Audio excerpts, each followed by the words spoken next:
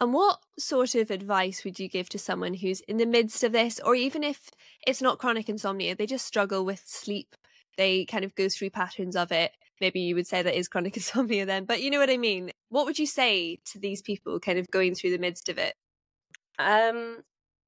Look at your bedroom setting. I know that sounds very random. I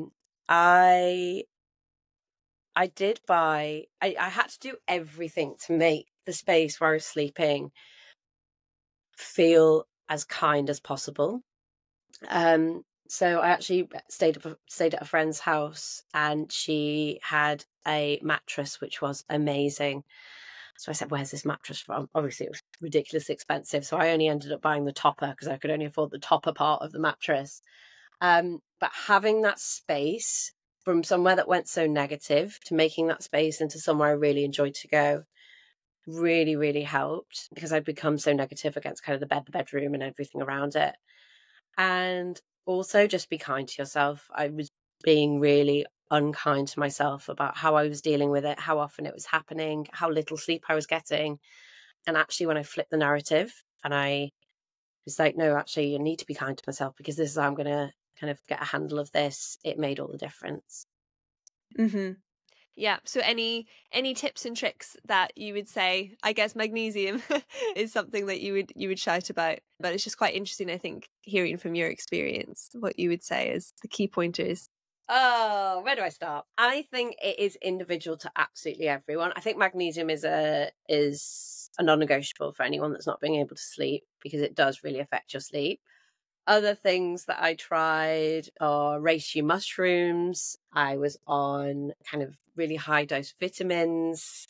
I did all the types of therapy you can think of. I actually found hypnotherapy quite good. But that was more to deal with any kind of issue I had from my second birth. I found that really good. Kinesiology obviously was fantastic. Really rate Reiki. I didn't have it until recently, but it's almost like a complete cleanse of your body. So it gets rid of any negative toxins. It was quite amazing.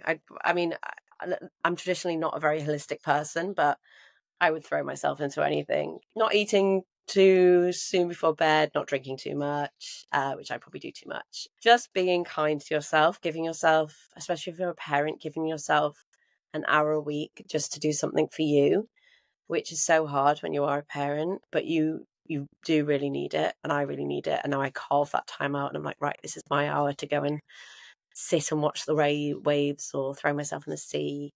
Yeah, just being kind to yourself, I think, is most important. What do you think is the best piece of advice that someone's given to you that's kind of stuck with you? In terms of insomnia, it's if you're lying there and your body's resting, you're resting. And that just takes so much pressure off, from the pressure of feeling to need to be asleep. And I actually tell my friends now, as a few of them are starting to go through the menopause, and I say, if you're struggling with sleep, if you're resting, if your body's resting, then you're resting. So that really took the pressure off me feeling like, oh, I'm not asleep, I'm not asleep, I'm going to feel awful tomorrow. Just if you're lying there, you're rested. So don't beat yourself up about it.